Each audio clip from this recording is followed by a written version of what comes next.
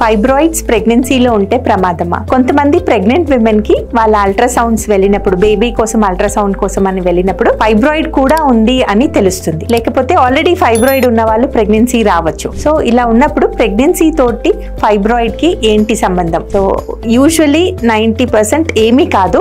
Fibroid కొంచెం పెద్దగా అయ్యి అక్కడికి ఆగిపోతుంది, బేబీ నార్మల్ గా పెరుగుతుంది. నార్మల్ గా ఒక 90% టైమ్స్ ఇలానే అవుతుంది. కొంతమందికి కొన్ని చిన్న కాంప్లికేషన్స్ లైక్ ప్రెగ్నెన్సీ పరంగా చూసుకుంటే మిస్క్యారేజ్, బేబీ వెయిట్ కొంచెం తక్కువగా రావడం, ఇలాంటి చిన్న కాంప్లికేషన్స్ వచ్చే ఛాన్స్ ఉంది. అదేవిధంగా ఫైబ్రాయిడ్ సడన్ గా చాలా పెద్దగా పెరిగిపోయి రెడ్ డీజనరేషన్ అనేది ఒక కండిషన్ అన్నమాట.